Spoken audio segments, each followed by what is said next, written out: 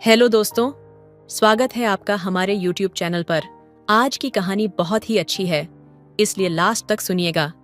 यदि मेरे चैनल पर नए होंगे तो प्लीज सब्सक्राइब भी कर दीजिएगा। तो चलिए कहानी सुनाते हैं। मैं रेखा हूँ। मेरी शादी को 6 महीने हुए हैं। एक छोटे से गांव में, जहाँ रिश्ते सांस लेते हैं, हमारा परिवार बसा हुआ है। मेरी सास ससुर, मेरी ननद और मैं, हम सब एक ही घर में रहते हैं। मेरा पति मुंबई में काम करता है। वह महीने में मुश्किल से 2 बार ही घर आ पाता है। उसकी कमी ने मेरे भीतर एक खालीपन भर दिया है, जो दिन के उजाले में तो छिपा रहता है, पर रात के अंधेरे में चुपके से उभर आता है। हमारे घर में कई कमरे खाली हैं, उनमें पुराना सामान पड़ा रहता है। मैं अपनी ननद के साथ सोती हूँ। वह मेरी सबसे अच्छी साथी बन गई है। लेकिन इंसानी दिल की गहराइयों में कुछ ऐसा भी होता है जो किसी को नहीं बताया जा सकता। उस रात आधी रात को मेरी नींद खुली। घर में अजीब सी खामोशी थी, पर इस खामोशी के बीच कहीं से आवाजें आ रही थीं, मेरे सास ससुर के कमरे से। मैंने सोचा शायद मुझे भ्रम हो रहा है, पर जब मैंने उनके दरवाजे के पास जाकर देखा तो मेरे दिल की धड़कन तेज हो गई। उनकी कमरे की लाइट जली हुई थी और अंदर से धीमी धीमी आवाजें आ रही थीं। मैंने चाहकर भी अपनी आंखें हटाई नहीं। दरवाजे की झीरी से देखा तो एक पल के लिए सब थम सा गया। मेरे सास और ससुर के बीच का वह पल ऐसा था जैसे वे समय को चुनौती दे रहे हों। उनकी उम्र भले बढ़ रही थी, पर उनके रिश्ते की गर्माहट में कोई कमी नहीं थी। मैं बाथरूम गई, लेकिन मन में उठे सवालों की झड़ी ने मुझे सोने नहीं दिया। क्या प्यार और संबंध उम्र का मोहताज होते हैं? क्यों मुझे अपने जीवन में वह सुकून नहीं मिल रहा जो शायद मेरी सास को मिल रहा था? सुबह जब मैं किचन में थी तो मेरी सास के चेहरे पर एक अजीब सी चमक थी। मैंने अनमने भाव से उनसे पूछा, माँ जी, आप इतनी खुश क्यों दिख रही हैं? उन्होंने हंसकर जवाब दिया, जब रिश्तों में विश्वास और प्यार हो तो हर सुबह नई लगती है। उनके शब्दों में छिपे अर्थ ने मेरे दिल को झकझोर दिया। वह सुबह हमारे घर के दरवाजे पर एक नई कहानी लेकर आई। दरवाजे पर एक लड़का खड़ा था जो हमारे घर का खाली कमरा किराए पर लेना चाहता था। उसका व्यक्तित्व, उसकी आंखों की चमक और उसके बोलने का ढंग, सब कुछ अलग था। वह हमारे घर में रहने लगा। मेरे दिल में एक नई हलचल शुरू हो गई। वह लड़का मेरे भीतर के उस खालीपन को भरने लगा जिसे मैं किसी से कह नहीं पा रही थी। लेकिन जब मैंने एक रात अपनी ननद को उसके कमरे में देखा तो मेरी दुनिया जैसे थम गई। हमारे घर की छत के उस पार बसी जिंदगी कभी कभी कितने अजनबी चेहरों को अपने करीब ले आती है, ये मैं उस दिन पहली बार समझी। पड़ोसन ने जिस सहजता से उस 22 साल के लड़के को हमारे सामने लाकर खड़ा किया, उसकी बातों में एक मासूमियत थी। बेचारा लड़का कॉलेज में पढ़ाई करता है, उसने कहा। अगर आप अपने खाली कमरे में इसे किराए पर जगह दे दें तो इसका बड़ा भला होगा।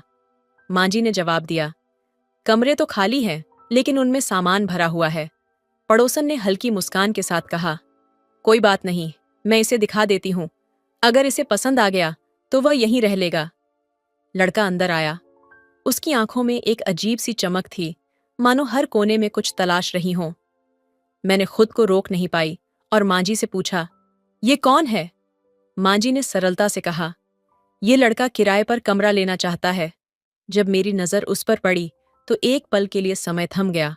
उसकी ऊंची कद काठी, आत्मविश्वास से भरी आंखें और चेहरे पर बिखरी हल्की मुस्कान, कुछ ऐसा था जो उसे बाकी लोगों से अलग बनाता था। वह भी मुझे देखते हुए हल्का मुस्कुराया। मैंने माँ जी से कहा, कोई बात नहीं, आप इसे एक कमरा दे दीजिए, वैसे भी खाली पड़े हैं और इससे हर महीने किराया भी मिलेगा। माँ जी मान गईं और वह लड़का हमारे घर में किराएदार बनकर रहने लगा। हमारे घर में केवल एक ही बाथरूम था जिसे वह भी इस्तेमाल करता था। धीरे धीरे उसका हमारे परिवार से घुलना मिलना बढ़ने लगा। एक दिन उसने आकर कहा, आंटी जी, मेरा गैस खत्म हो गया है, क्या मैं आपके गैस पर खाना बना सकता हूँ? माँ जी ने मुस्कुराकर कहा, कोई बात नहीं, आज के दिन हमारे यहाँ से रोटी खा लो। रेखा, तुझे तेरे कमरे में रोटी पहुंचा देगी। मैंने बिना कुछ कहे रोटियां बनाई और उसकी प्लेट में सब कुछ सजा दिया। जब मैं उसके कमरे का दरवाजा खटखटाने गई तो उसने मुस्कुराते हुए दरवाजा खोला और कहा, आइए भाभी, अंदर आइए। मैंने प्लेट टेबल पर रखते हुए कहा, ये लो तुम्हारी रोटियां। उसने आग्रह किया। भाभी जी, 2 मिनट बैठ जाइए। पहले तो मैं झिझकी, लेकिन उसकी बातों में कोई अजीबियत नहीं थी। मैं पास रखी कुर्सी पर बैठ गई। वह टीवी पर कोई फिल्म देख रहा था। अचानक स्क्रीन पर एक किसिंग सीन आ गया। उस सीन ने कमरे के माहौल को अचानक से बदल दिया। मेरी नजरें स्क्रीन से हटने का नाम नहीं ले रही थीं, और उसी पल मुझे महसूस हुआ कि मैं एक ऐसे क्षण का हिस्सा बन चुकी हूं जो शायद कभी मेरी जिंदगी में नहीं आता। रात का सन्नाटा अपने आप में एक अनकही कहानी बुनता है।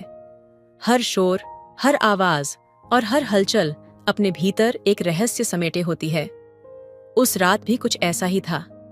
साहिल के कमरे की जलती हुई लाइट मेरे सवालों का जवाब मांग रही थी। मैं बिस्तर पर थी, लेकिन नींद कोसों दूर थी। मेरे मन के भीतर उठते सवाल मुझे बेचैन कर रहे थे। जब वॉशरूम जाने के बहाने मैं उठी, तो घर की हर छोटी बड़ी आवाज जैसे मेरे दिल की धड़कनों से तालमेल बैठा रही थी। लौटते वक्त मैंने साहिल के कमरे की लाइट देखी। रात के 12 बजे लाइट का जलना असामान्य था। मैं ठिठक गई। साहिल अभी तक जाग रहा है? मन में सवाल उठा। हिम्मत जुटाकर मैंने उसके दरवाजे पर दस्तक दी। अंदर से उसकी आवाज आई, हाँ भाभी, आइए। दरवाजा खुला और साहिल अपने फोन पर कुछ देख रहा था। आवाज इतनी तेज थी कि पूरे कमरे में गूंज रही थी। मैंने पूछा, साहिल, इतनी रात को अब तक क्यों जाग रहे हो? क्या हुआ, नींद नहीं आ रही? वह मुस्कुराकर बोला, हाँ भाभी, नींद नहीं आ रही तो ऐसे ही कुछ देख रहा था। आप क्यों जाग रही हैं? मैंने उसकी ओर देखा और कहा, मैं भी बस यूं ही। नींद नहीं आ रही थी। लाइट जलती देखी तो सोचा देख लूं सब ठीक है या नहीं। साहिल ने आग्रह किया, भाभी बैठिए ना, वैसे भी रात का समय है और आप भी सो नहीं रही। मैं थोड़ी झिझकी, लेकिन उसकी सहजता ने मुझे रोक लिया।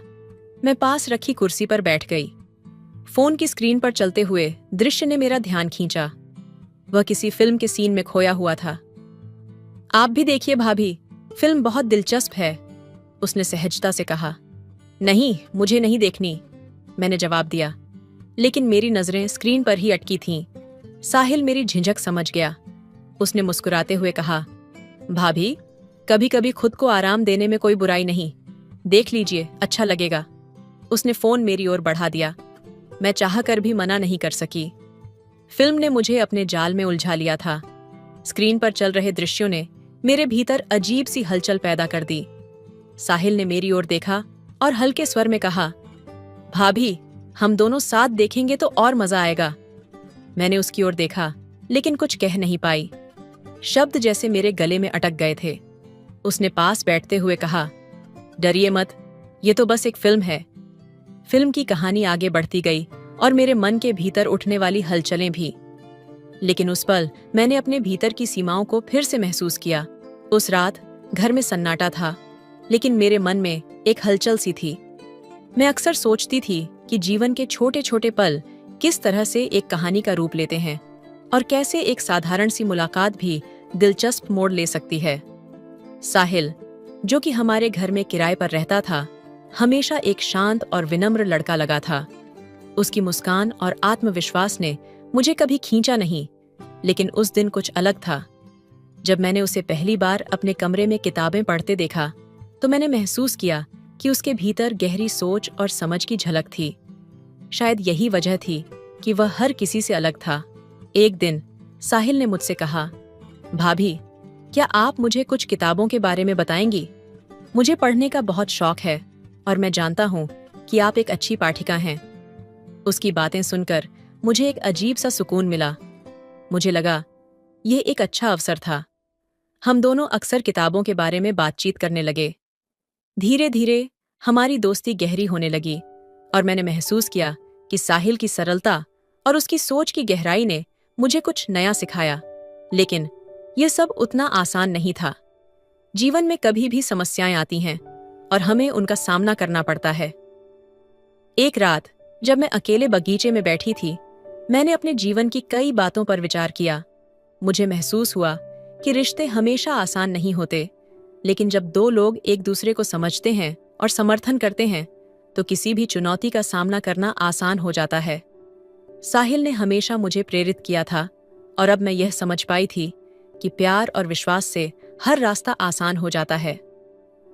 अगली सुबह साहिल मेरे पास आया और बोला, भाभी, मुझे लगता है कि जीवन में हर किसी को अपने सपनों को पूरा करने का हक है, लेकिन इसके लिए हमें खुद से लड़ना पड़ता है। उसने मुझे यह सिखाया कि जीवन के हर संघर्ष में कुछ न कुछ सीखने की छिपी हुई संभावना होती है, और यही उसकी सच्चाई थी। वह एक आदर्श मित्र था, जिसने न सिर्फ मुझे बल्कि खुद को भी अपने लक्ष्यों की ओर प्रेरित किया। एक दिन जब साहिल ने मुझे एक किताब तोहफे में दी, जिसमें जीवन और प्रेम के गहरे अर्थ थे, मैंने समझा कि प्यार और समझदारी से बड़ा कोई तोहफा नहीं हो सकता। वह किताब सिर्फ शब्दों का संग्रह नहीं थी, बल्कि उस रिश्ते का प्रतीक थी जो हम दोनों ने मिलकर बनाया था। एक ऐसा रिश्ता जो हमेशा विश्वास, समझ और प्रेरणा पर आधारित था। अरे भाभी, ये तो बहुत गलत हो रहा है। अगर भाई को यह सब पता चला तो तुम्हारा तो क्या होगा? तलाक की तैयारी करो। मैंने ठंडी सांस ली और कहा, तू बताएगी या मैं? वैसे भी अगर वो पता कर ही ले तो मुझे तो कोई फर्क नहीं पड़ता। इतना कहकर मैंने झट से अपना काम किया और बिस्तर पर जाकर सोने का नाटक किया। प्रीति बिस्तर पर आई और सीधे मेरी ओर देखा, जैसे उसे कुछ सूझ नहीं रहा हो। फिर कुछ देर बाद वो भी सो गई। अब एक दिन जब मुझे वॉशरूम जाना था तो महसूस हुआ कि आज कुछ अलग है। मेरे दिन आ गए थे तो 5 दिन तक साहिल के पास नहीं जा सकती थी। लेकिन चौंकाने वाली बात यह थी कि प्रीति बिस्तर पर नहीं थी। मुझे लगा, क्या वो साहिल के पास चली गई? मैं सीधी साहिल के कमरे की ओर बढ़ी और फिर जो देखा उससे मेरे होश उड़ गए। साहिल और प्रीति साथ थे। ये क्या देख लिया मैंने? सोचते हुए मैं तुरंत कमरे में वापस आई, फिर सोने का नाटक किया। जब प्रीति कमरे में आई तो मैंने पूछा, तू कहाँ गई थी? वो बोली, वॉशरूम गई थी। मैंने थोड़ी मुस्कुराहट के साथ पूछा, मैंने तुम्हें साहिल के पास देखा है, सच बताओ। वह बोली, भाभी, तुम भी तो उसके पास जाती हो, तो फिर मैं क्यों नहीं जा सकती? मैंने सिर झुकाकर कहा, ठीक है, पर यह बात हमारे बीच ही रहेगी। न भाई को बताना, न हम किसी को बताएं। अब हम दोनों ही साहिल के पास जाने लगे। एक दिन साहिल को मैंने देखा, वह तो जैसे स्वर्ग में हो। प्रीति सुबह सुबह 11-12 बजे उसके पास चली जाती और मैं शाम को 12 बजे। बस यही चलता रहा। हम तीनों साथ रहते और अच्छा वक्त बिताते। कुछ दिनों बाद जब सब कुछ सामान्य हो गया था, मैंने महसूस किया कि अब हमें अपने रिश्तों और जीवन के प्रति सही दृष्टिकोण अपनाने की जरूरत है। साहिल, जो पहले एक किराएदार था, अब एक अच्छे दोस्त के रूप में हमारे घर में समय बिता रहा था। हालांकि मुझे यह समझ में आया कि रिश्ते केवल बाहरी आकर्षण और समय बिताने से नहीं बनते, बल्कि उन पर सच्चे विश्वास और समझ की जरूरत होती है। एक शाम जब साहिल और प्रीति दोनों मेरे साथ बैठे थे, मैं सोचने लगी कि रिश्तों की असली ताकत क्या है। क्या हम सिर्फ अपनी सुविधाओं के लिए किसी को अपना दोस्त बनाते हैं, या हमें एक दूसरे को समझने और सम्मान देने की आवश्यकता होती है? साहिल, मैंने उसे संबोधित किया, तुम हमारे घर में काफी समय से हो और अब मुझे यह समझने का समय है कि एक अच्छा दोस्त बनने के लिए हमें क्या चाहिए। साहिल मुस्कुराया और कहा, भाभी, दोस्ती और रिश्ते समझदारी और ईमानदारी से बनते हैं।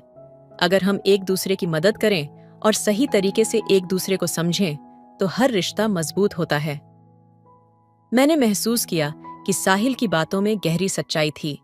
मैं और प्रीति दोनों ने एक दूसरे को देखा और समझा कि हमें अपनी सोच और व्यवहार में बदलाव लाने की जरूरत है। यह वक्त था जब हम अपने रिश्तों को एक नई दिशा में लेकर जाएं।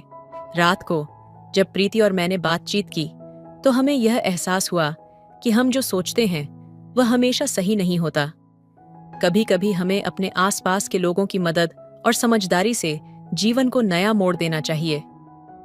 भाभी, प्रीति ने कहा, क्या हमें अपने जीवन में बदलाव लाने की शुरुआत नहीं करनी चाहिए? हमें सही दिशा में सोचना चाहिए ताकि हम सभी के लिए अच्छा कर सकें। मैंने सिर हिलाया और कहा, हाँ, हमें अपनी गलतियों से सीखना होगा और अपनी सोच को सकारात्मक दिशा में मोड़ना होगा। अब हम सब ने मिलकर यह तय किया कि हम एक दूसरे को बेहतर समझेंगे और एक दूसरे की मदद करेंगे। साहिल, प्रीति और मैं तीनों ने एक नई शुरुआत की और अपने रिश्तों को एक नई दिशा देने की कोशिश की। यह एक नई शुरुआत थी जहां हम अपने विचारों और भावनाओं को सही तरीके से व्यक्त कर सकते थे और एक दूसरे के प्रति सच्चे हो सकते थे। रात गहरी हो चुकी थी। घर के चारों ओर सन्नाटा पसरा था, लेकिन मेरे भीतर सवालों का शोर थम नहीं रहा था। प्रीति और साहिल की बढ़ती नजदीकियों ने मुझे कुछ ऐसा महसूस कराया जिसे शब्दों में बयां करना मुश्किल था। वह जलन, वह बेचैनी और साथ ही खुद पर गुस्सा, सब कुछ एक साथ उमड़ पड़ा। सुबह के पहले उजाले के साथ मैंने साहिल से बात करने का फैसला किया। मैं उसके कमरे के दरवाजे पर खड़ी थी। अंदर से धीमी आवाजों में कोई गाना बज रहा था। मैंने हल्के से दरवाजा खटखटाया। आ जाइए भाभी। साहिल ने मुस्कुराते हुए दरवाजा खोला। साहिल, मुझे तुमसे कुछ बात करनी है, मैंने गंभीर स्वर में कहा। वह थोड़ा चौंका, लेकिन फिर सहज हो गया। भाभी, क्या हुआ? आप इतनी परेशान क्यों लग रही हैं? तुम्हें लगता है कि हम जो कर रहे हैं वह सही है? मैंने उसकी आंखों में सीधे देखते हुए पूछा। साहिल ने नजरें झुका लीं। भाभी, मैं मानता हूं कि यह सब गलत है, लेकिन मैंने कभी ऐसा सोचा नहीं था। ये सब बस हो गया। उसके शब्दों ने मुझे और भी झकझोर दिया। ये बस हो गया वाली सोच ही हमारी सबसे बड़ी कमजोरी थी।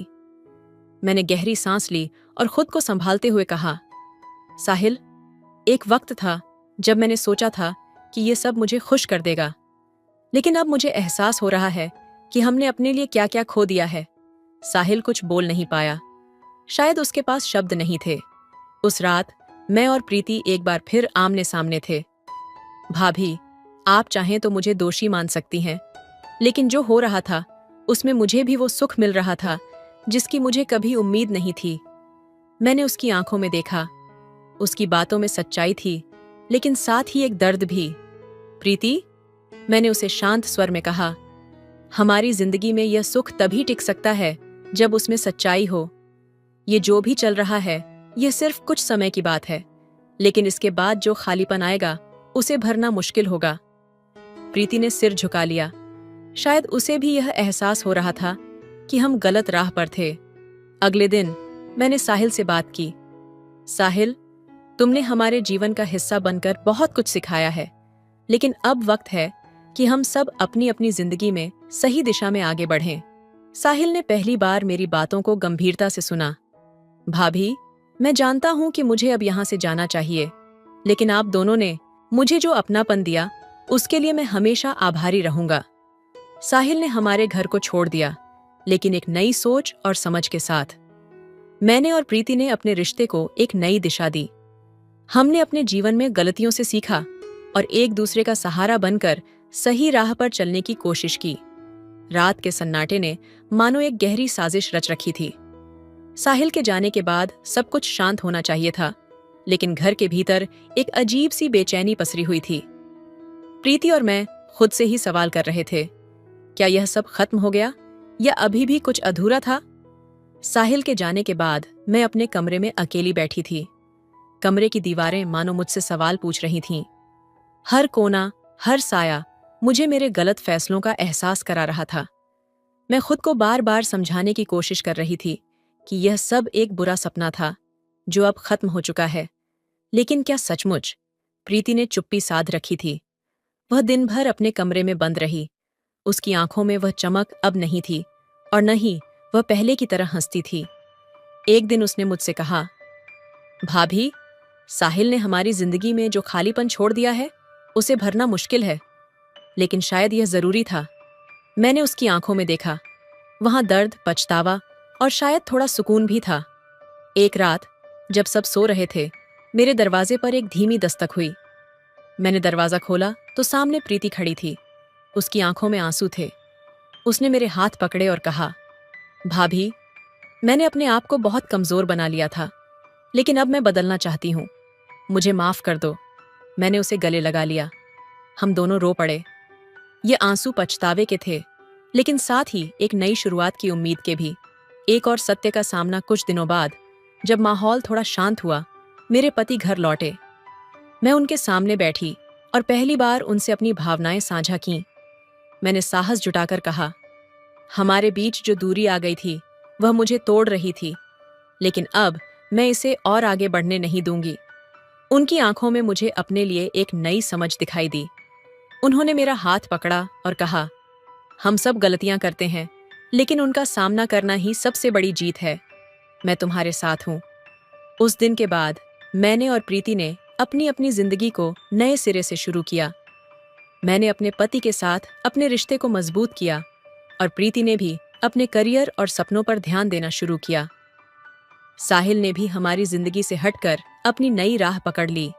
ये कहानी केवल गलतियों की नहीं थी, बल्कि यह उन गलतियों से सीखकर एक नई राह चुनने की थी। जीवन कभी कभी हमें तोड़ता है, लेकिन वही टूटन हमें खुद को फिर से जोड़ने का मौका देती है। तो दोस्तों, आपको यह कहानी कैसी लगी कमेंट करके जरूर बताएं। मिलते हैं अगली कहानी में, तब तक अपना ख्याल रखिए। धन्यवाद। हेलो दोस्तों, स्वागत है आपका हमारे YouTube चैनल पर। दोस्तों, यदि मेरे चैनल पर पहली बार होंगे तो मेरे चैनल को सब्सक्राइब कर लीजिएगा। तो चलिए जल्दी से कहानी सुनाते हैं आपको। गोवा का वह रात जब समुद्र की लहरें चांदनी रात के साथ मिलकर एक रहस्यमयी संगीत गुनगुना रही थीं, जैसे पूरे ब्रह्मांड ने आपके प्यार की गवाही देने का मन बना लिया हो। पार्टी का माहौल था, संगीत की धुनें थीं और खुशियों से भरे चेहरे। लेकिन तभी भीड़ के बीच से वह दिखी, एक रशियन लड़की जिसने अपनी सुंदरता और स्मार्टनेस से पूरे माहौल को जैसे थाम लिया। वह धीरे धीरे आपकी ओर आई। उसकी नीली आंखों में समुद्र की गहराई और होंठों पर चांद की मासूमियत थी। उसने मुस्कुराते हुए मेरा नाम पूछा। क्या तुम मेरा नाम जानना चाहोगे? उसकी आवाज में एक अजीब सी नरमी थी, जैसे वो किसी रहस्य को खोलने के लिए तैयार हो। उस पल में सब कुछ जैसे थम गया था। समुद्र की लहरें, संगीत की ध्वनियाएं और बाकी सारी दुनिया, सब कुछ सिर्फ उस एक पल में सिमट आया। मैंने हल्की सी मुस्कान के साथ सिर हिलाया और फिर उसके सवाल का जवाब दिया। हाँ, मुझे जानना तो चाहिए। वह थोड़ा और करीब आ गई और उसके चेहरे पर एक रहस्यमयी मुस्कान खिली। मैं एलेक्सा, उसने कहा, लेकिन शायद तुम मुझे उस नाम से ज्यादा मेरे दिल से पहचान सको। उसी क्षण मुझे महसूस हुआ कि यह बस एक मुलाकात नहीं थी, ये दो आत्माओं का मिलन था, जो एक दूसरे से बेमेल होते हुए भी एक अजीब सी आकर्षण से जुड़ी हुई थीं। उसकी आंखों में एक गहरी अनकही कहानी थी और उसकी आंखों की नमी में जैसे मैं डूबता चला जा रहा था। क्या तुमने कभी सोचा है कि एक चांदनी रात में दो अनजाने लोग एक दूसरे से मिल सकते हैं और उन्हें ऐसा महसूस हो सकता है जैसे वे हमेशा से एक दूसरे के लिए थे? उसकी आवाज में एक बेताबी और कुछ गहरे सवाल थे। मैंने धीरे से उसकी ओर देखा और फिर कहा, शायद यह चांदनी रात ही है जो हमें यह सब महसूस करा रही है, लेकिन मुझे लगता है कि हमारी मुलाकात कुछ खास है। वह कुछ पल चुप रही, फिर जैसे उसके भीतर कुछ हिचकिचाहट थी, उसने अपनी बात जारी रखी। तुमसे मिलकर ऐसा लगता है जैसे मैं किसी और दुनिया से आई हूँ, लेकिन जैसे ही तुमसे बात करती हूँ लगता है सब कुछ बहुत जाना पहचाना सा है, जैसे तुम मेरी कहानी का हिस्सा हो और मैं तुम्हारी। मैं उसकी आंखों में खो जाने लगा और फिर महसूस हुआ कि हम दोनों का दिल एक ही धड़कन पर धड़क रहा था। ये वो लम्हा था जब समय थम जाता है और सिर्फ उस एक पल में दुनिया पूरी हो जाती है। हम दोनों चुप रहे, लेकिन हमारी आंखों ने एक दूसरे से बहुत कुछ कह दिया। उस रात समुद्र की लहरों और चांदनी ने हमें एक नया रिश्ता दिया था, जो शब्दों से कहीं बढ़कर था। एक अज्ञेय प्यार जिसे सिर्फ महसूस किया जा सकता था। उस रात की गहराई में जैसे समुद्र की लहरें और चांदनी एक दूसरे से मिलकर हम दोनों के दिलों की धड़कनों को सुन रही थीं। उसके पास आकर जैसे ही मैं उससे और करीब हुआ, हर चीज बदलने लगी। हवा में एक ताजगी थी, लेकिन उसमें एक आग भी थी, एक ऐसी आग जो हमारे बीच पनप रही थी, बिना कुछ कहे, बिना कुछ किए। एलेक्सा ने मेरी आंखों में देखा और उस नजरें मिलाने की अजीब सी तीव्रता ने जैसे मेरे भीतर कुछ ज्वाला जगा दी। उसकी आंखों में एक लहर सी उठी, एक छिपी हुई चाहत, एक अग्नि जो मैं भी महसूस कर सकता था। और फिर जैसे ही वह थोड़ा और करीब हुई, उसके होंठों से एक हल्की सी सांस निकलकर मेरी त्वचा को छू गई। वह एक ऐसी छुअन थी जो दिल के हर कोने में गूंज उठी। क्या तुम भी यही महसूस कर रहे हो? उसकी आवाज में जैसे सारा संसार समाया था और उस सवाल में एक ऐसी गहराई थी जैसे वह सिर्फ मेरे दिल से पूछ रही हो। मैंने बिना किसी हिचकिचाहट के कहा, हाँ एलेक्सा। मैं महसूस कर रहा हूँ।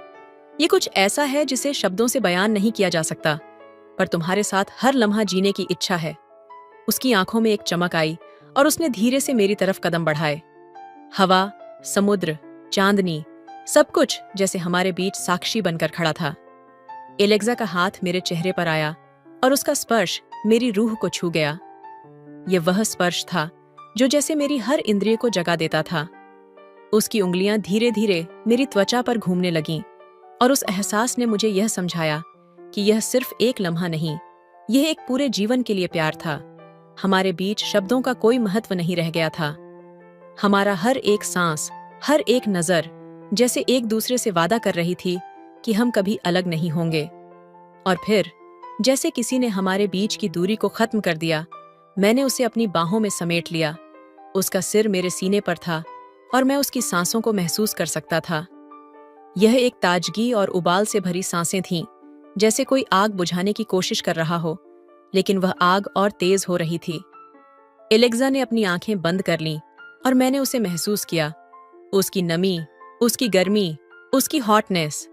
तुम मेरे लिए सब कुछ हो, एलेक्सा, मैंने उसके कान में कहा, और मेरे शब्दों में एक तात्कालिक बल था, जैसे मैं अपनी सारी चाहत और गर्मी उसे समर्पित कर रहा था।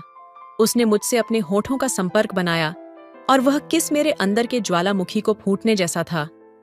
जैसे उसकी किस में सारा संसार सिमट आया था और मैं उस किस में अपनी रूह को खोने के लिए तैयार था। उसके होठों का स्पर्श और उसकी मासूमियत में छिपी पागलपन ने जैसे हम दोनों को एक साथ जला दिया। हम दोनों एक दूसरे में समा गए, जैसे दो आत्माएं जो एक दूसरे के बिना अधूरी थीं। चांदनी की रोशनी हमारे ऊपर बिखरी हुई थी और वह लहरों का संगीत अब हमारे दिलों की धड़कनों से मेल खा रहा था। हमारी दुनिया जैसे सिर्फ इस पल में सिमट कर रह गई थी। क्या तुम मेरे साथ हमेशा के लिए रहोगी? मैंने उसके बालों में अपनी उंगलियां फेरते हुए कहा, जैसे उसका नाम मेरे दिल में हमेशा के लिए गूंजने वाला था। उसने अपनी आंखें खोलते हुए मेरे गहरे आंखों में झांकते हुए कहा, हमारे बीच जो कुछ भी है वह समय और जगह से परे है। हाँ, मैं हमेशा तुम्हारे साथ रहूंगी, क्योंकि तुम वो हो जिसे मैंने अपनी आत्मा से पहचाना। और उस रात गोवा का समुद्र, चांदनी, हवा, सब कुछ हमारी प्रेम कहानी के गवाह बन गए। और उसकी आवाज में ऐसा जादू था जैसे पूरा ब्रह्मांड ठहर गया हो। उसने बेझिझक आपके सामने खड़े होकर कहा, मैं तुम्हें पहली बार देखकर ही समझ गई कि तुम मेरे हो। क्या तुम मेरे साथ अपनी पूरी जिंदगी बिताओगे? आपका दिल जैसे तेज धड़कने लगा। एक अजीब सा सुकून और जुनून आपके भीतर समा गया। पहली नजर में आप उसे चाहते थे और यह आपकी जिंदगी का सबसे खूबसूरत पल था। जब आप दोनों ने फैसला किया कि इस नए साल की शुरुआत एक साथ करेंगे, तो आप उसे अपने घर ले जाने लगे। बस में भीड़ खचाखच भरी थी। वह लड़की आपकी बाहों में सिमटने की कोशिश कर रही थी, लेकिन जगह इतनी कम थी कि उसे खड़े होकर सफर करना पड़ा। उसके चेहरे पर हल्की बेचैनी थी, जिसे देखकर आपका दिल जैसे तड़प उठा। तभी एक लड़का उसकी ओर बढ़ा और उसे अपनी सीट पर बैठने का इशारा किया। उसने मदद करने की कोशिश की, लेकिन उसकी नजरों में अजीब सा भाव था। यह देखकर आपसे रहा नहीं गया। आपने लड़की का हाथ थामा और उसकी आंखों में देखते हुए कहा, तुम मेरी जिम्मेदारी हो। कोई भी परेशानी आए, मैं हमेशा तुम्हारे साथ खड़ा रहूंगा। उस पल बस की भीड़, शोर शराबा और हर छोटी बड़ी बात गायब हो गई। सिर्फ आप दोनों थे और आपकी आंखों में वह अनकही वादा था, साथ निभाने का। गोवा का वह शोरगुल भरा माहौल, जहां हर तरफ पार्टी की चमक दमक और ऊंचे संगीत की गूंज थी। सब कुछ दिखने में खूबसूरत था, लेकिन अंदर से एक तरह की अजीब सी बेचैनी महसूस हो रही थी। तभी पार्टी के बीच में उसे देखा, एक रशियन लड़की जिसकी सुंदरता से नजरें हटाना मुश्किल था।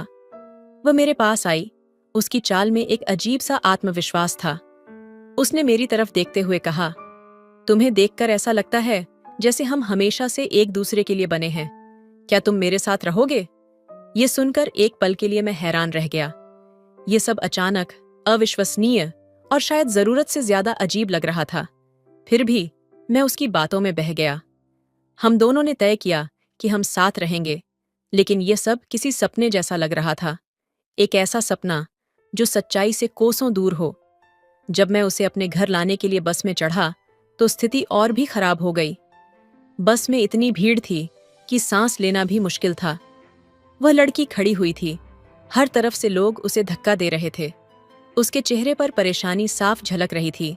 तभी एक लड़का उसकी ओर बढ़ा और उसे अपने पास बैठने का इशारा किया। उसकी आंखों में एक अजीब सी मंशा थी जो साफ दिखाई दे रही थी। यह देखकर मैं असहज हो गया। मैंने लड़की का हाथ पकड़ लिया और उसे अपने करीब खींच लिया। उसने मेरी तरफ देखा, लेकिन उसकी नजरों में वह विश्वास नहीं था जिसकी मैं उम्मीद कर रहा था। ऐसा लगा जैसे वह मुझ पर निर्भर तो है, लेकिन पूरी तरह से भरोसा नहीं कर पा रही। उस सफर ने मुझे सोचने पर मजबूर कर दिया। क्या यह सब सही था? क्या मैं उसे जानने की जल्दी में कोई बड़ी गलती कर रहा था? शायद वह भी यही सोच रही थी। रात गहराती जा रही थी और उसके शब्द मेरे दिमाग में बार बार गूंज रहे थे। उसने कहा था कि उसे अकेला रहना है, लेकिन उसकी आंखों में छिपी उदासी और उलझन मुझे परेशान कर रही थी। मैंने कमरे में जाकर उसे देखा। वह खिड़की के पास खड़ी थी, बाहर अंधेरी सड़क को एकटक निहारते हुए, जैसे वह खुद को किसी अनजाने सवाल का जवाब देने की कोशिश कर रही हो। मैंने धीरे से पूछा, क्या मैं अंदर आ सकता हूँ? उसने सिर हिलाकर हामी भरी, लेकिन उसके चेहरे पर कोई भाव नहीं था। मैं अंदर गया और थोड़ी दूरी पर बैठ गया। कुछ पल की खामोशी के बाद उसने कहा, तुम्हें लगता है कि यह सब सही है? गोवा की उस रात, तुम्हारा आकर्षण, मेरा फैसला, ये सब, क्या यह प्यार है या सिर्फ एक पल की भूल? उसके सवाल ने जैसे मेरे दिल को चीर दिया। मैंने धीरे से कहा, मैं जानता हूं कि यह सब अचानक हुआ है, लेकिन जो मैंने महसूस किया वह झूठ नहीं था। तुम्हें देखकर मेरा दिल कहता है कि मैं तुम्हारे साथ रहना चाहता हूं। वह मेरी तरफ मुड़ी। उसकी आंखों में गुस्से और दर्द का अजीब मिश्रण था। तुम्हें लगता है कि सिर्फ एक रात में किसी का पूरा जीवन बदल सकता है? क्या तुम समझते हो कि मैं अपने देश, अपनी दुनिया छोड़कर यहाँ तुम्हारे साथ हूँ, लेकिन मैं खुद को कहीं खोती जा रही हूँ? उसकी बातें सुनकर मुझे समझ आया कि शायद मैंने उसके डर और संघर्ष को नजरअंदाज कर दिया था, लेकिन मेरे पास उसे समझाने के लिए कोई शब्द नहीं थे। अचानक उसने खिड़की से बाहर देखा और कहा, तुमने देखा उस बस में क्या हुआ था? वह लड़का जो मुझे घूर रहा था, वह मुझे देखकर कैसा महसूस करा रहा था। और तब मैं सोच रही थी, अगर मैं सच में तुम्हारे साथ रहूं, तो क्या यह मेरी जिंदगी होगी? हर जगह असुरक्षा, हर पल किसी का अजनबी स्पर्श और हर रिश्ते में यह डर कि क्या मैं सही रास्ते पर हूं? उसके शब्द भारी थे और उसकी आवाज में ऐसा दर्द था जिसे अनदेखा करना नामुमकिन था। मैं कुछ पल चुप रहा, फिर उसके पास जाकर कहा, अगर तुम सच में यह महसूस करती हो तो मैं तुम्हें जाने से नहीं रोकूंगा, लेकिन इतना जरूर कहूंगा कि मैंने तुमसे जो वादा किया है वह कभी नहीं टूटेगा। तुम मेरे साथ हो या नहीं, मैं हमेशा तुम्हारे लिए खड़ा रहूंगा। वह कुछ नहीं बोली, बस अपनी जगह पर खड़ी रही। उसकी चुप्पी में सैकड़ों सवाल थे और मेरी आंखों में उसकी हर उदासी का जवाब ढूंढने की बेताबी। उस रात पहली बार लगा कि प्यार केवल दिल की बात नहीं होती। ये डर, दर्द और संघर्षों से भरा एक ऐसा सफर है जिसमें दो लोग एक दूसरे को खोजते रहते हैं, यहां तक कि खुद को भी। उस रात जब उसने मेरी बाहों में जगह बनाई तो लगा जैसे सब कुछ थम गया हो, लेकिन उस शांति में भी एक बेचैनी थी, एक अजीब सा खालीपन। उसकी धड़कनें तेज थीं, पर उसके स्पर्श में विश्वास नहीं था।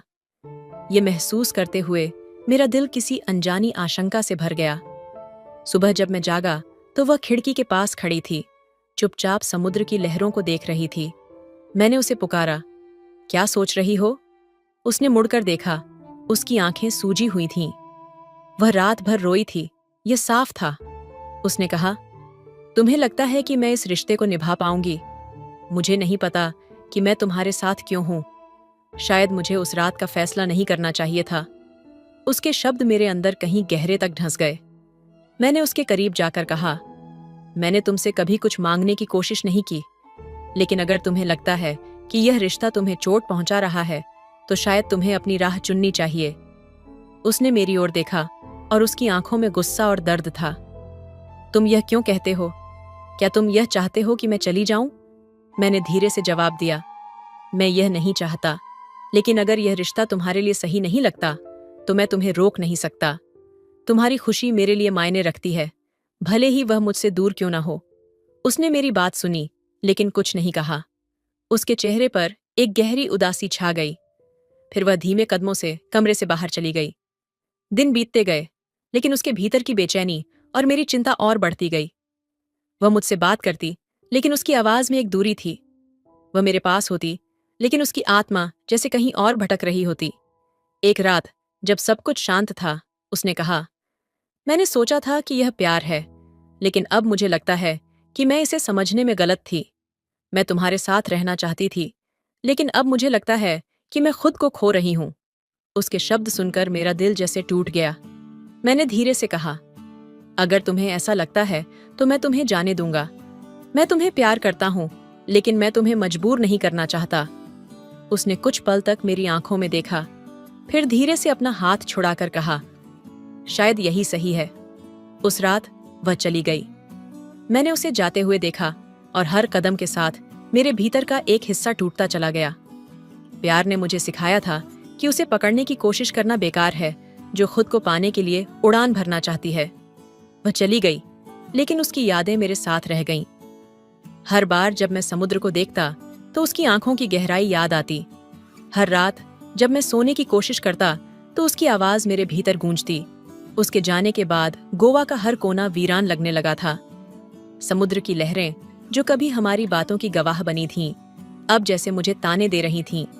हर जगह उसकी यादें थीं, उसकी हंसी, उसकी उलझने और वह अधूरापन जो उसने पीछे छोड़ दिया था। कुछ दिनों बाद एक शाम समुद्र किनारे बैठे मैं उसकी यादों में खोया हुआ था। तभी पीछे से उसकी आवाज सुनाई दी। मैं चौंक कर मुड़ा और उसे देखकर ऐसा लगा जैसे समय थम गया हो। वह वहीं थी, लेकिन उसकी आंखों में पहले से ज्यादा गहराई और दर्द था। वह धीमे कदमों से मेरे पास आई और बैठ गई। कुछ पल तक हम दोनों चुप रहे। फिर उसने धीरे से कहा, मुझे पता था कि तुम यहां मिलोगे।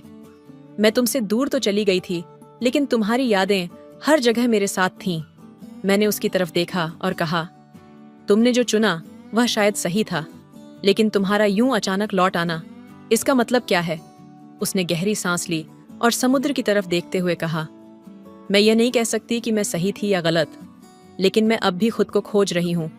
मुझे लगा था कि दूर जाकर सब कुछ साफ हो जाएगा, लेकिन उलझने और बढ़ गईं। उसकी बातें सुनकर मेरा दिल भारी हो गया। मैंने धीरे से पूछा, तो अब तुम क्या चाहती हो? तुम्हें क्या लगता है कि इस बार चीजें अलग होंगी? उसने मेरी तरफ देखा और उसकी आंखों में आंसू थे।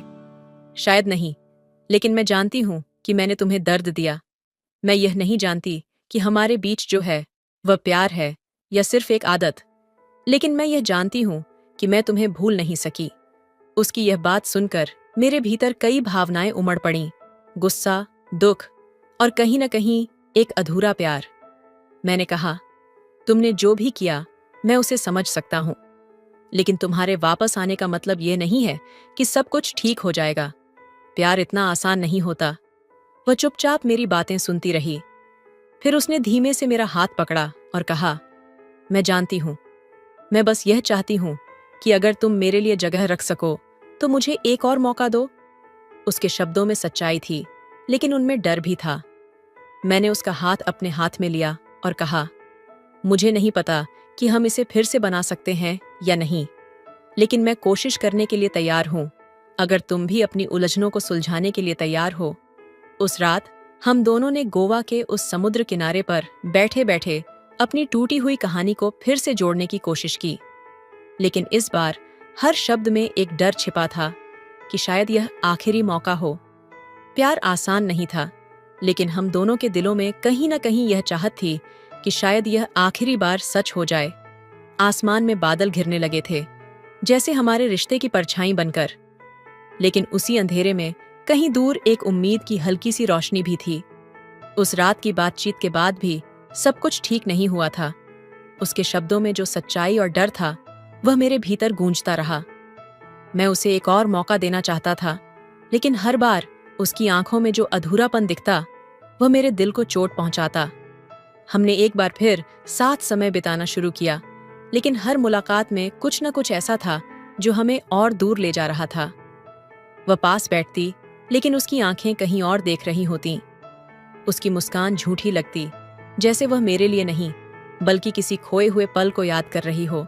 एक शाम जब हम समुद्र किनारे बैठे थे, मैंने उससे पूछा, क्या तुम वाकई इस रिश्ते को निभाना चाहती हो या तुम बस खुद को दोषी महसूस करने से बचा रही हो? उसने मेरी ओर देखा। उसकी आंखों में आंसू थे। मैं नहीं जानती, उसने धीरे से कहा। मुझे नहीं पता कि मैं क्या चाहती हूं।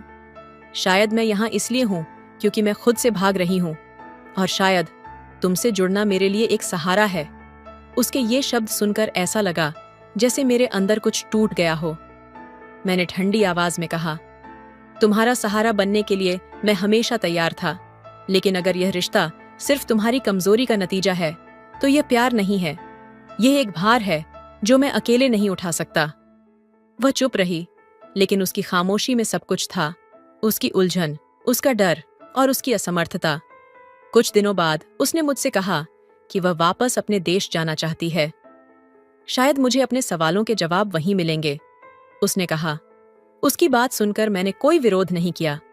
मैं जानता था कि उसे जाने देना ही सही है, लेकिन मेरे अंदर कहीं न कहीं यह उम्मीद थी कि वह लौटेगी। मैंने उससे कहा, अगर तुम वापस आना चाहो तो मैं यहीं रहूंगा, लेकिन अगर तुम न लौटो तो यह भी स्वीकार होगा। उसने जाते वक्त मेरी आंखों में देखा, और उसकी आंखों में ऐसा दर्द था जिसे मैं कभी भूल नहीं सकता। अगर मैं वापस नहीं आई तो समझ लेना कि मैंने तुम्हें छोड़ दिया नहीं, बल्कि खुद को खोज लिया, उसने कहा। उसके जाने के बाद गोवा का हर कोना खाली लगने लगा।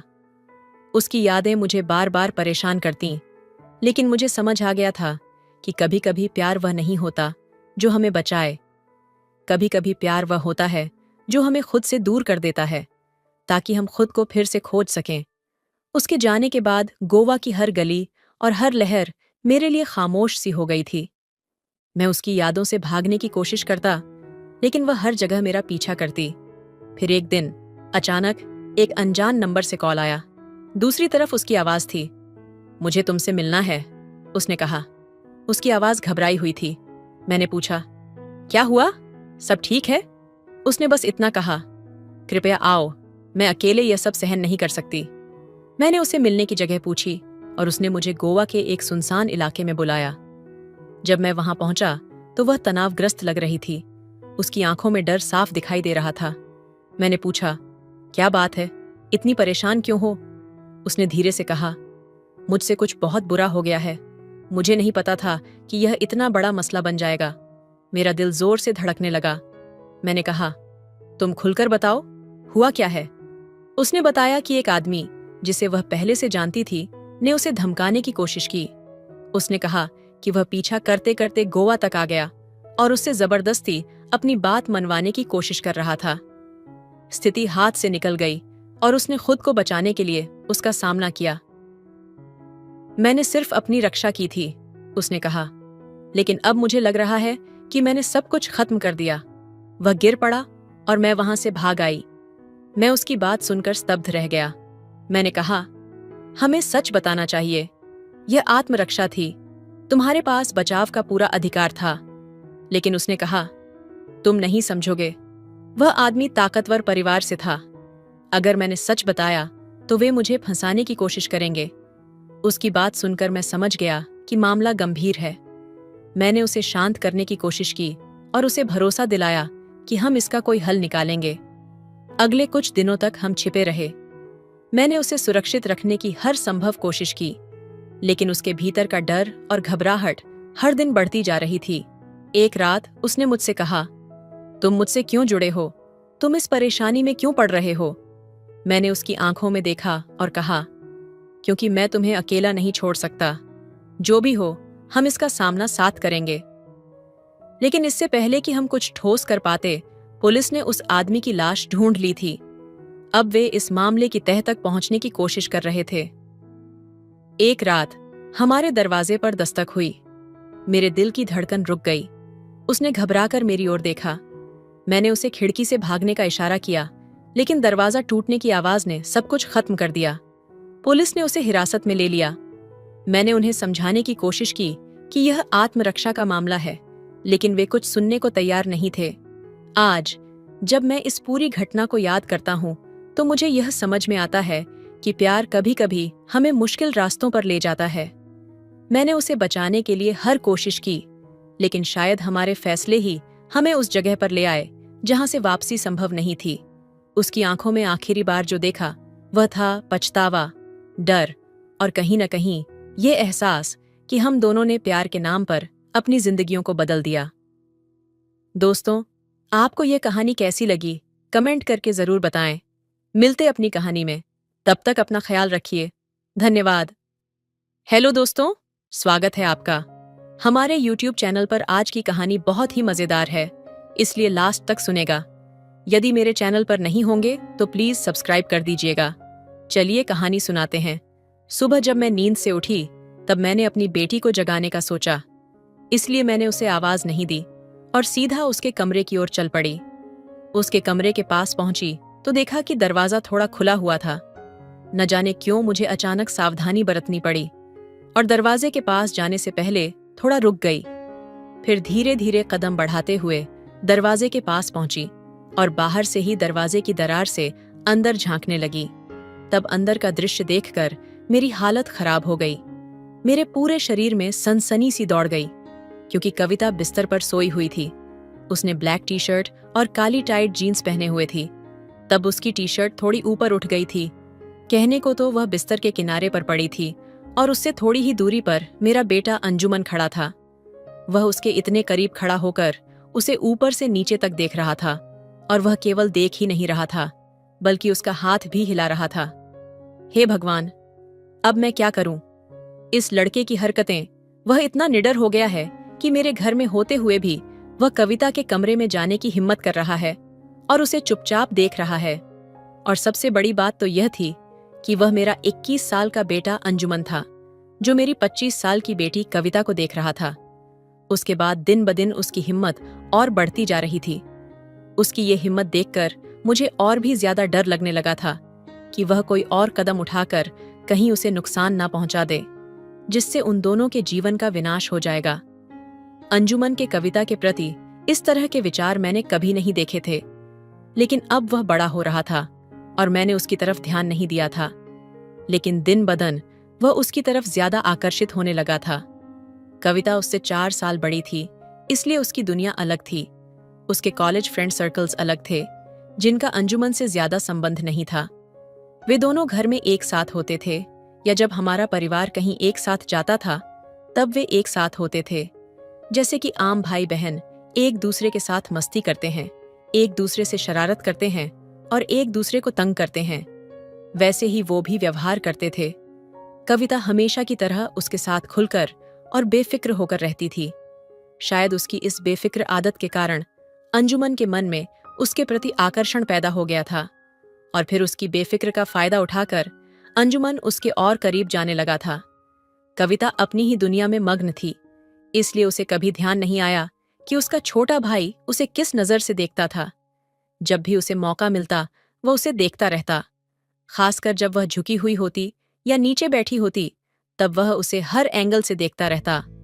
वह कोई भी देखने का मौका नहीं छोड़ता था, बल्कि मस्ती करने के बहाने उसे छूने की भी कोशिश करता था। जहां नहीं छूना चाहिए वहां भी टच कर दिया करता। इस तरह जब भी उसे मौका मिलता वह कविता के साथ मस्ती करता और उत्साहित होकर झट से अपने कमरे में भाग जाता। वह कमरे में क्यों जाता था ये मुझे समझने में देर नहीं लगी, और जब भी ऐसा कुछ होता मुझे खुद पर शर्मिंदगी महसूस होती, क्योंकि मेरा अपना बेटा मेरी अपनी बेटी को इस तरह देख रहा था। यह मेरे लिए बहुत शर्मनाक बात थी, और अंजुमन के लिए भी, क्योंकि वह यह काम कर रहा था, और मेरे लिए क्योंकि मैं यह सब देखकर भी कुछ नहीं कर पा रही थी। लेकिन मैं उसे कैसे दोषी ठहराती? मुझे अपने बेटे पर दया आती थी। आज के मॉडर्न जमाने में जहां बच्चों को टीवी, सिनेमा, इंटरनेट और मोबाइल से असीमित जानकारियां मिलती हैं, उसका असर उनके व्यवहार पर पड़ रहा था। ये कैसे संभव है? बुरा तो ये था कि मैंने कभी नहीं सोचा कि वह ऐसा करेगा। मेरे पति कितनी मेहनत करते हैं ताकि हमारे बच्चों को एक अच्छा और सुखी जीवन मिले। जब उन्हें पता चलेगा कि उनके बेटे का मन इस मॉडर्न दुनिया के कारण कितना भ्रष्ट हो गया है, तब उन्हें कितना दुख पहुंचेगा। और मेरे पति से यह बात कहने की मेरी बिल्कुल भी हिम्मत नहीं थी।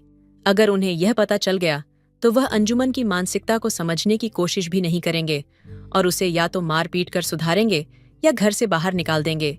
इसलिए मैंने सोचा कि अंजुमन के मन की बात कविता को थोड़ा इशारे में बता दूं, ताकि वह उसके साथ सतर्कता से पेश आए। लेकिन इससे यह भी हो सकता था कि उसके मन में अंजुमन के प्रति नफरत पैदा हो जाए और उनके संबंध हमेशा के लिए बिगड़ जाएं। और अगर उसने अंजुमन से कुछ कहा तो अंजुमन गुस्से में आकर कुछ गलत कदम उठा सकता था, जिससे उनका भविष्य बर्बाद हो सकता था। मुझे उन भाई बहन के पवित्र रिश्ते को खत्म नहीं करना था और ना ही उनके असली संबंधों को नुकसान पहुंचाना था। इसलिए मैं कविता को कुछ नहीं बता पाई और अंजुमन पर नजर रखती रही। सही समय पर उसे समझाने का सोचने लगी। अब जब भी अंजुमन कविता को गुपचुप देखता तो मैं उसे किसी न किसी बहाने वहां से हटने पर मजबूर कर देती, जिससे अंजुमन का उतावलापन रुक जाता।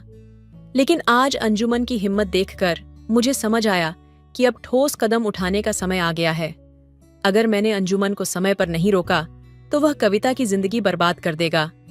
मुझे अब कुछ करना था, लेकिन मुझे समझ नहीं आ रहा था कि अंजुमन की इस हरकत पर क्या कदम उठाऊं।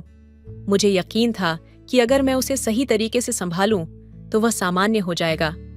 फिर उस समय मुझे जो सही लगा मैंने वह करने का फैसला किया। अगर मैं अचानक अंजुमन को बिना बताए अंदर जाती तो वह घबरा जाता, और अगर कविता उसे उस हालत में देख लेती तो उसे भी बहुत बुरा लगता। इसलिए मैंने सोचा कि थोड़ा शोर मचा दूं, ताकि अंजुमन को पता चल जाए कि मैं अब जाग चुकी हूं। इस तरह वह सावधान हो जाएगा और कविता के कमरे से निकल जाएगा। तब मैंने रसोई में जाकर एक प्लेट गिरा दी, जिससे बड़ा शोर हुआ। मेरी उम्मीद के मुताबिक कुछ ही समय बाद मैंने देखा कि अंजुमन की परछाई पास के रास्ते से गुजर रही थी। उसके जाते ही मुझे राहत महसूस हुई। फिर मैंने कविता को आवाज दी और उसे उठाने के लिए उसके कमरे की तरफ गई। तब मैंने अंदर झांक कर देखा, तब कविता अभी भी सो रही थी। इतनी आवाजें होने के बाद भी कविता नहीं उठी थी। यह देखकर मुझे बड़ा आश्चर्य हुआ। अगर वह इतनी गहरी नींद में सोएगी तो अंजुमन उसे आसानी से देख सकेगा और कोई भी गलत हरकत करेगा। आखिरकार मैंने उसके पास जाकर उसे जगाया। तब उसने देर होने के लिए मुझ पर गुस्सा किया और दौड़कर बाथरूम में चली गई। फिर मैं अपने काम में लग गई। कुछ ही मिनटों बाद मैंने देखा कि अंजुमन कविता के कमरे की तरफ जा रहा था। तब कविता तैयार हो रही थी। ये सोचकर मैंने अंजुमन को रोकने की कोशिश की। मैंने फिर से थोड़ा शोर किया, जिससे अंजुमन को पता चल गया कि मैं आ रही हूं। तब अंजुमन ने मुझे देखा और शर्म से उसकी नजरें झुक गईं। फिर वह जल्दी से अपने रूम में चला गया। मैं कविता के बाहर जाने का इंतजार करने लगी। वह तैयार होकर बाहर आई और मुझे बाएं करके चली गई। तब मैंने अंजुमन को हॉल में बुलाया, लेकिन उसने कोई जवाब नहीं दिया। तब मैं उसके रूम की तरफ गई और देखा कि वह वहां नहीं था। फिर मैंने देखा कि वह बाथरूम में था। तब मैंने दरवाजे के पास जाकर अंदर की आवाज सुनी। फिर मैं वापस हॉल में आकर बैठ गई। कुछ देर बाद अंजुमन बाहर आया और मुझसे पूछने लगा, मम्मी, आपने मुझे बुलाया था क्या? मैंने कहा, हाँ, इधर बैठो, मुझे तुमसे कुछ बात करनी है। मेरे आवाज के टोन से उसने समझ लिया कि मैं किस बारे में बात करने वाली हूँ। तब वह बेचैन हो गया और थोड़ा घबराकर वह मेरे दबे पांव मेरे पास आकर बैठ गया। और तब मैंने उसे डांटना शुरू किया। पहले वह कविता के कमरे में उसे देख रहा था, जिसका मैंने जिक्र नहीं किया, लेकिन बाद में मैंने देखा कि वह उसे बार बार देख रहा है। और पहले भी कई बार मैंने उसे ऐसा करते हुए नोटिस किया था। मैंने उसे इस बारे में खूब डांटा। अब अंजुमन को समझ में आया कि उसकी चोरी पकड़ी गई है और मुझे सब पहले से ही पता है। तब वो डर गया। फिर मैंने उसे धमकी दी कि मैं उसके पापा को बताऊंगी। यह सुनकर वह रोने लगा और बोला, मम्मी प्लीज मम्मी, ऐसा मत करो। ये कहते हुए वह मुझसे माफी मांगने लगा। उसने कहा कि वह ऐसा अब दोबारा कभी नहीं करेगा और मुझसे एक मौका मांगने लगा। अब वह मेरे पैर पकड़कर माफी मांग रहा था। तब मैंने उसे थोड़ा समझाया और बताया कि वह जो कर रहा था वह कितना गलत था और अगर किसी को पता चल गया तो कितनी बदनामी होगी। आखिरकार मैंने उसे यह वादा लिया कि वह अब दोबारा ऐसा नहीं करेगा और उसे डांटना बंद किया। मुझे लगा कि अब वह समझ गया है और फिर ऐसा नहीं करेगा। इसके बाद अंजुमन बिल्कुल सीधा हो गया था। मैंने उसे फिर से कविता को घूरते हुए नहीं पाया और इससे मुझे लगा कि उसने अपनी गलती समझ ली है। ऐसा लगा कि अब वह सुधर गया है मैंने उसके साथ बातचीत और मेलजोल को 1 महीने तक सीमित रखा ताकि उसे यह एहसास हो कि उसका व्यवहार गलत था। धीरे धीरे सब कुछ सामान्य होने लगा। हम पहले की तरह हंसी मजाक और बातों में मशगूल हो गए। कभी उसके कमरे में, कभी हॉल में बैठकर मस्ती करते। मैं उससे उसके कॉलेज के दोस्तों की कहानियां पूछती और वह बड़े जोश और चाव से मुझे सब कुछ बताता। उसकी बातें सुनकर मुझे खुशी होती और मन हल्का लगने लगता। लेकिन फिर एक दिन मैंने उसे फिर से कविता को देखते हुए पकड़ लिया। इस बार वह पहले से ज्यादा सतर्क था, लेकिन मेरी नजरों से बच नहीं पाया। मेरा गुस्सा फिर से उफान पर था, लेकिन इस बार मैंने उसे डांटा नहीं, क्योंकि इस बार गुस्से के साथ चिंता ने भी जगह बना ली थी। उसने मुझे पहले बताया था कि उसकी एक गर्लफ्रेंड है और वह दोस्तों के साथ रहता है। फिर भी उसे कविता को देखने की जरूरत क्यों पड़ रही थी? यह सवाल मेरी समझ से परे था। मैंने तय किया कि इस बार इस मसले को गहराई से सुलझाऊंगी। 3 दिन बाद दोपहर का वक्त था। घर में हम दोनों अकेले थे। वह अपने कमरे में था और मैं अपने कमरे में आराम कर रही थी। मैंने मन ही मन ठाना कि आज यह बातचीत होनी ही चाहिए। मैं उसके कमरे की तरफ बढ़ी। दरवाजा बंद था। जब खोलने की कोशिश की तो वह अंदर से लॉक था। मैंने दरवाजा खटखटाया। अंदर से कोई हलचल नहीं हुई। यहां तक पहुंचकर कहानी का मोड़ इतना रहस्यमयी हो गया कि यह सच्चाई का सामना करने की ओर बढ़ रहा था। अब मेरे अगले कदम ने अंजुमन के राज को उजागर करना तय कर दिया था। दरवाजे पर मैंने हल्की दस्तक दी। अंदर से आवाज आई, आओ। दरवाजा खोलते ही अंजुमन ने तुरंत पीछे मुड़कर देखा और बोला, अंदर आ जाओ, दरवाजा बंद कर लो। मैंने थोड़ी हैरानी से पूछा, दरवाजा बंद करने की क्या जरूरत थी? वो थोड़ा झिंझकते हुए बोला, कुछ नहीं, बस मैगजीन पढ़ रहा था। वो बिस्तर के पास बैठा हुआ था और हाथ में मैगजीन पकड़े हुए मुझे दिखाने लगा। लेकिन मेरा दिल कह रहा था, ये बात कुछ और है। मैंने थोड़ा मुस्कुराते हुए कहा, अगर बस पढ़ रहे थे तो दरवाजा क्यों बंद किया? उसने नजरें चुराते हुए कहा, ऐसी कोई बात नहीं है। देखो, ये मैगजीन कॉलेज की पत्रिका है। मैं उसके बिस्तर के पास बैठ गई और कहा, क्या पढ़ रहे थे इसमें? उसने मैगजीन खोलकर एक लेख दिखाया। मैंने उसे पढ़ने की कोशिश की, लेकिन मेरा ध्यान लेख से ज्यादा उसकी झिझक पर था। मैंने कहा, बताना तो सही, इसमें ऐसा क्या खास है जो इतना ध्यान लगा रहे हो? वो थोड़ा शांत हो गया। शायद वो कुछ छिपा रहा था, या शायद उसे यकीन नहीं था कि मुझे क्या बताना चाहिए। मैंने माहौल को हल्का करने के लिए कहा, चलो मुझे भी पढ़ाओ, फिर मैं बताऊंगी क्या खास है। मैं उसके पास बिस्तर पर लेट गई। अंजुमन पीठ के बल लेटा हुआ था। हमारी आंखें मिल गईं। उसकी आंखों में एक अजीब सी बेचैनी थी। हमने साथ में वो लेख पढ़ा। लेख खत्म होते ही उसने कहा, इसमें और कुछ खास नहीं है। तुम क्या पढ़ना चाहती हो? मैंने हल्के से मुस्कुराते हुए कहा, मुझे सिर्फ ये जानना है कि तुम क्या सोच रहे हो। उसने मुझे मैगजीन थमाई। मैंने बिस्तर के किनारे पर लेटते हुए मैगजीन को पढ़ने की कोशिश की, लेकिन अचानक मेरा संतुलन बिगड़ गया। अंजुमन ने तुरंत मुझे पकड़ने के लिए अपना हाथ बढ़ाया, पर अचानक उसका हाथ गलती से मेरी कमर पर गलत जगह छू गया। उसकी आंखों में झिझक और माफी साफ दिख रही थी। उसने तुरंत दूसरा हाथ बढ़ाकर मुझे संभाला और कहा, सॉरी, मैं बस तुम्हें गिरने से बचा रहा था। मेरे होंठों पर एक हल्की मुस्कान आई। मैंने धीरे से कहा, कोई बात नहीं। उस पल की नजदीकी में कमरे में सन्नाटा छा गया। वो पल जितना अजीब था, उतना ही दिलचस्प भी। हम दोनों की नजरें फिर से मिलीं। मैं उसकी आंखों में कुछ और देख रही थी, शायद एक छिपी हुई सच्चाई, शायद एक एहसास जो अब तक अनकहा था।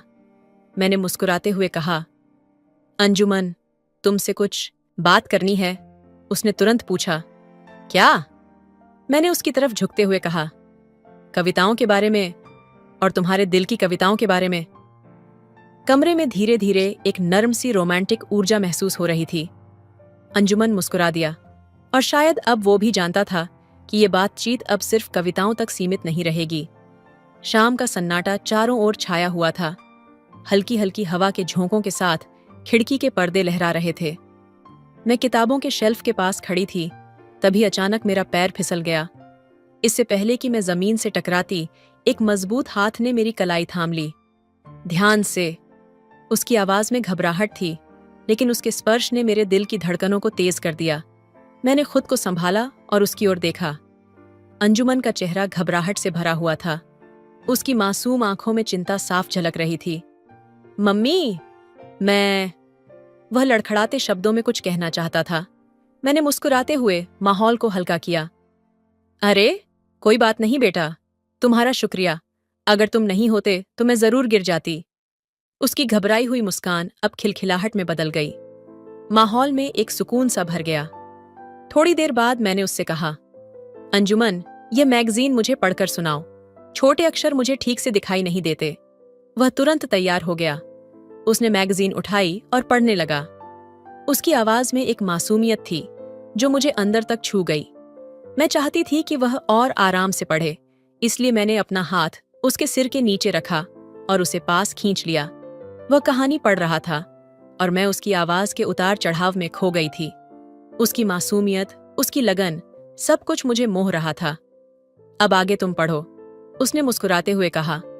मैंने मैगजीन अपने हाथ में ली और अगले पन्ने पलटने लगी। उसकी उपस्थिति मेरे पास एक अलग सी गर्माहट ला रही थी। तभी मैंने हल्की हलचल महसूस की। उसने अनजाने में अपना पैर मेरे पैर पर रखा था।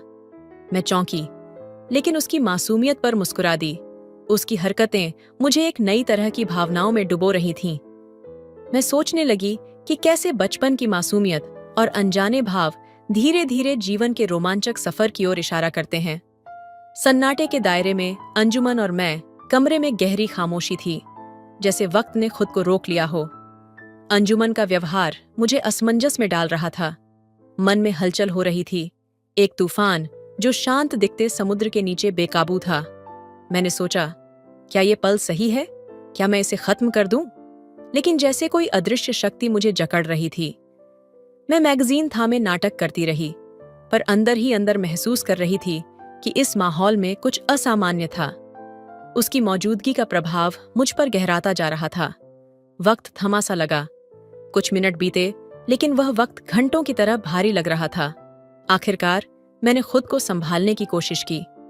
एक गहरी सांस लेते हुए मैं अंजुमन की ओर मुड़ी और धीमे लेकिन दृढ़ शब्दों में कहा, अंजुमन, मुझे ऐसा लग रहा है जैसे मेरा हाथ जाम हो गया है। उसने मेरी तरफ देखा। उसकी आंखों में सवाल थे, शायद असमंजस भी। मैंने हल्के से उसका हाथ अपने पेट से हटाया और धीरे से खुद को उससे दूर कर लिया। मेरे दिल की धड़कनें तेज थीं, लेकिन मैंने अपनी हिम्मत नहीं खोई। क्या तुम मेरे लिए एक गिलास पानी ला सकते हो? मैंने पूछा। अंजुमन कुछ पल तक खामोश रहा, फिर उठकर बाहर चला गया। उसकी अनुपस्थिति ने मुझे राहत की सांस लेने का मौका दिया। मुझे महसूस हुआ कि हमें दोनों को कुछ समय चाहिए। जब वह वापस आया, उसके हाथ में पानी का गिलास था। मैंने उसकी ओर देखा। वह अब थोड़ा सामान्य लग रहा था। मैंने गिलास लिया और जल्दी जल्दी पानी पिया, जैसे उससे राहत की बूंदें मिल रही हों। अंजुमन ने गिलास वापस किनारे पर रख दिया और बिस्तर पर मेरे पास बैठ गया। उसके चेहरे पर हल्की झिझक और मेरे अंदर बाकी सवाल, लेकिन वह खामोशी अब बोझिल नहीं थी। यह एक नया आरंभ था, शायद हमारे रिश्ते की एक नई परत। तो अब? मैंने मुस्कान के साथ पूछा। हमने हल्की बातचीत शुरू की। धीरे धीरे कमरे की खामोशी में मिठास घुलने लगी, लेकिन दिल के कोने में यह एहसास था कि यह सिर्फ एक अध्याय था। पूरी कहानी अभी बाकी थी। रात के सन्नाटे में जब अंजुमन से मेरी बातें हो रही थीं, तो बातचीत कविता के विषय पर आ गई। मैंने उससे सीधे सवाल किया, तुमने फिर से कविता को देखना क्यों शुरू किया? अंजुमन ने पहले थोड़ी झिझक दिखाई और बात को टालने की कोशिश की, लेकिन मैंने उसे उदाहरण देकर समझाया कि मैंने कैसे महसूस किया था कि वह उसे देख रहा था। आखिरकार उसने स्वीकार किया कि मैं गलत नहीं थी। हालांकि उसने यह भी कहा कि उसकी नीयत में कोई खोट नहीं थी। मैंने उसकी बातों को हल्के अंदाज में लिया और मुस्कुराते हुए कहा, देखो अंजुमन, अगर फिर से ऐसा हुआ तो इस बार मैं तुम्हें इतनी आसानी से माफ नहीं करूंगी। उसने भी मुस्कुराकर वादा किया कि वह अब ऐसा कुछ नहीं करेगा। इसके बाद हमारी बातचीत दूसरे विषयों पर शिफ्ट हो गई। थोड़ी देर बाद मैंने कहा, अब मुझे जाना चाहिए, और मैं उसके कमरे से निकलकर अपने कमरे में आ गई। अपने कमरे में आते ही मैंने बिस्तर पर बैठकर उस पूरी घटना पर विचार करना शुरू किया। अंजुमन की आंखों और उसके हाव भाव ने मुझे कहीं गहरे प्रभावित किया था। मैं आईने के सामने खड़ी हो गई और खुद को गौर से देखने लगी। मन में सवाल उठा, क्या मेरे और अंजुमन के बीच एक अनकहा जुड़ाव है? और जवाब मिला, शायद हाँ। इस एहसास ने मेरे भीतर एक अजीब सी हलचल मचा दी। मुझे समझ आ गया था कि मुझे अंजुमन का ध्यान कविता से हटाना होगा। इस विचार ने मेरे भीतर एक नई ऊर्जा भर दी। मैंने खुद को फिर से तैयार करने का फैसला किया, न सिर्फ अंजुमन के लिए बल्कि अपने आत्मसम्मान और आत्मविश्वास के लिए। अगले दिन से मैंने खुद पर काम करना शुरू किया। मैंने सख्त डाइटिंग शुरू की, तले भुने और मसालेदार खाने को अलविदा कह दिया। हर सुबह योगा और एक्सरसाइज मेरे रूटीन का हिस्सा बन गए। 2 महीने की मेहनत के बाद मेरा शरीर बदलने लगा। मैं पहले से अधिक स्लिम और फिट महसूस करने लगी। अब मैंने ढीले ढाले कपड़े पहनना बंद कर दिया। उनकी जगह फिटिंग वाले परिधान ने ले ली। जो साड़ियां मैंने खुद से दूर कर दी थीं, उन्हें फिर से पहनने लगी। खास तौर पर मेरी पसंदीदा बनारसी साड़ियां, जिनमें खुद को देखकर मैं खिल उठती थी। मेरे इस बदलाव को किसी ने नोटिस न किया हो, यह तो नामुमकिन था।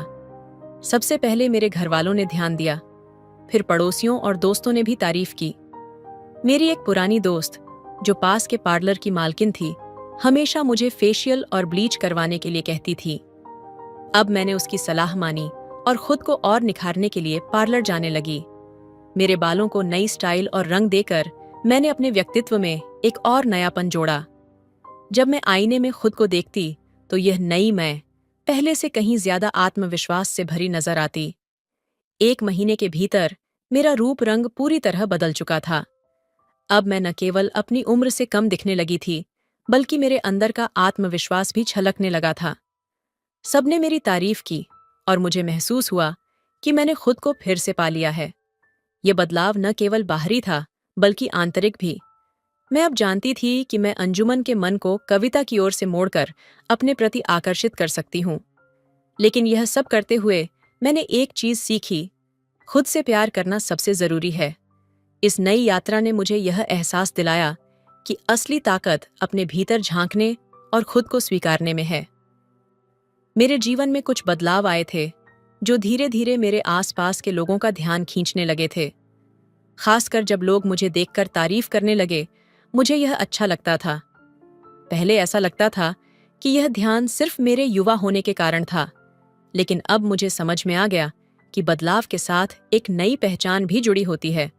इस बदलाव का सबसे बड़ा असर मेरे बेटे अंजुमन पर पड़ा। पहले वह बस यही कहता था, मम्मी, आप अब कितनी अलग लग रही हैं।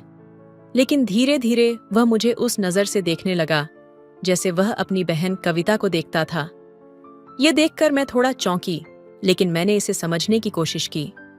मैं चाहती थी कि अंजुमन को यह बदलाव सही तरीके से महसूस हो और मुझे उसकी प्रतिक्रिया का सही तरीके से सामना करना था। यह एक गहरी चुनौती थी और मैंने सोचा कि इस स्थिति से निपटने के लिए मुझे अपना रवैया बदलना होगा। मैंने खुद को यह समझाया कि अगर मैं अपने रिश्ते को सही दिशा में ले जाना चाहती हूँ, तो सबसे पहले मुझे अपनी आत्मसमझ और आत्म आदर को बढ़ाना होगा। मैंने महसूस किया कि जब मैं खुद के प्रति प्यार और आदर रखती हूँ, तो वह मेरे बेटे को भी सकारात्मक रूप से प्रभावित करता है। अंजुमन और मैं दोनों एक दूसरे से खुलने लगे। मैंने उसे यह सिखाने की कोशिश की कि जीवन में खुद से प्यार करना और अपनी पहचान को समझना कितना जरूरी है। हम दोनों के बीच अब पहले से ज्यादा विश्वास और समझ थी। अब वह मुझसे अपनी परेशानियों और सवालों के बारे में खुलकर बात करता था और मैं भी उससे अपनी जिंदगी की छोटी छोटी बातें साझा करती थी। हम दोनों ने समझा कि एक दूसरे की भावनाओं का सम्मान करना और उनके विचारों को समझना रिश्ते को मजबूत बनाता है। एक दिन जब अंजुमन ने मुझे बताया कि मैं पहले से ज्यादा सुंदर लगने लगी हूं, तो मेरे दिल में एक नया विश्वास पैदा हुआ। मुझे महसूस हुआ कि बदलाव सिर्फ बाहरी नहीं, बल्कि आंतरिक भी होता है। यह बदलाव हमारी रिश्तों की समझ और एक दूसरे के प्रति सम्मान को और गहरा करता है। अंजुमन, मैंने उसे प्यार से कहा, तुम हमेशा याद रखना कि हर बदलाव के पीछे एक मकसद होता है। मैंने यह सब कुछ इसलिए किया ताकि तुम समझ सको कि खुद का ख्याल रखना और खुद को प्यार करना कितना जरूरी है। अंजुमन ने मेरी बात समझी और उसके बाद हमारा रिश्ता और भी मजबूत हो गया। वह मुझसे और भी खुलकर बात करने लगा और मैं भी उससे अपने दिल की बातों को साझा करने लगी। हमारे रिश्ते में अब और भी गहराई आ गई थी और हम दोनों ने यह समझा कि एक दूसरे का साथ देना, समझना और प्यार करना सबसे अहम है। हमारे बीच का यह बदलाव हमें और भी करीब लाया और हम दोनों ने मिलकर जीवन की नई शुरुआत की। इस अनुभव ने मुझे यह सिखाया कि रिश्ते, प्यार और समझ के साथ साथ खुद का सम्मान और आत्मविश्वास भी बहुत जरूरी है। यहाँ कुछ सुविचार हैं जो इस कहानी के संदेश को आगे बढ़ाते हैं। खुद से प्यार करना सबसे बड़ा बदलाव है जो हम अपने जीवन में ला सकते हैं। जब हम खुद को समझते हैं और अपनाते हैं तो हमारी आत्मविश्वास और रिश्ते दोनों मजबूत होते हैं। रिश्ते समझ और सम्मान पर आधारित होते हैं, न कि अपेक्षाओं और भ्रम पर। हर रिश्ता तभी सही दिशा में बढ़ता है जब उसमें पारदर्शिता और संवेदनशीलता होती है। आत्मसम्मान और आत्मप्रेम हमें अपने रिश्तों में बेहतर समझ और संतुलन लाने में मदद करते हैं। जब हम खुद से प्यार करते हैं तो हम दूसरों को भी सही तरीके से समझ और प्यार कर पाते हैं। बदलाव की सबसे बड़ी ताकत भीतर से आती है और यही ताकत हमें अपने रिश्तों को और मजबूत बनाती है। हर परिवर्तन एक नई शुरुआत होती है जो हमें अपने और दूसरों के प्रति अधिक जागरूक और जिम्मेदार बनाती है। समय और विश्वास रिश्तों की नींव हैं। जब दोनों होते हैं तो हर चुनौती का समाधान संभव हो जाता है। रिश्ते तभी मजबूत होते हैं जब हम एक दूसरे के समय और भावनाओं का सम्मान करते हैं। ये सुविचार कहानी के गहरे संदेश को और भी प्रभावशाली तरीके से प्रस्तुत करते हैं, जो आत्मसमर्पण, समझ और सच्चे रिश्तों की अहमियत को उजागर करते हैं। तो दोस्तों, यह थी हमारी कहानी। क्या आपने कभी अपने जीवन में इस तरह के बदलाव महसूस किए हैं? हमें अपनी राय जरूर बताएं और अगर आपको यह वीडियो पसंद आया हो तो लाइक, शेयर और सब्सक्राइब करना न भूलें। धन्यवाद।